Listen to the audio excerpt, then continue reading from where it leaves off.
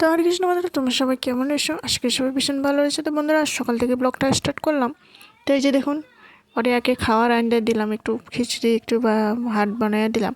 তো ওরে খাওয়াই নিয়ে তারপরে এখানে আমি রান্না করি এখানে। তো এই যে দেখুন, আজ করবো ওই যে বাঁধাকপি আলু দিয়ে একটু ভাজা ভাজা করব। তো এই দিয়ে একটু আদা দিয়ে ভাজাভাজি করে নিলাম পাঁচফোড়ন দিয়ে। তারপর এদিকে দেখুন, সজনা আর আলু দিয়ে একটা সবজি করব। তো সুন্দর করে এখানে কেটে আমি ধুয়ে রেডি করে নিলাম। টমেটো একটা কেটে নিয়েছি। সুন্দর তেলের মধ্যে পাঁচফোড়ন দিয়ে আলুগুলো প্রথমে ভাজা ভাজা করে নিলাম।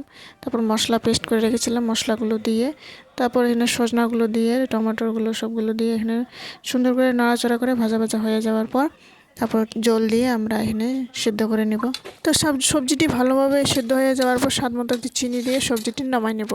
তো এইদিকে আমি একটু বাঁধাকপি একটু পকোড়া বানাইলাম। ওইদিকে আমি একটু বেসন আর একটু ময়দা দিয়ে সুন্দর করে মাখামাখি করে একটা পকোড়া বানালাম।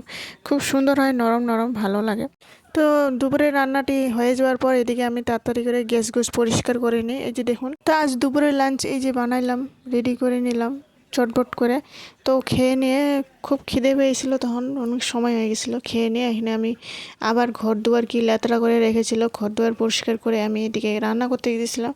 তো এসে দেখি ঘর দুয়ার একেবারে আওলা ঝাওলা। তো বন্ধুরা, ভিডিওটি ভালো লাগলে অবশ্যই লাইক কমেন্ট শেয়ার সাবস্ক্রাইব করে জানাবেন। আশা করি নেক্সট ভিডিওতে দেখাবো।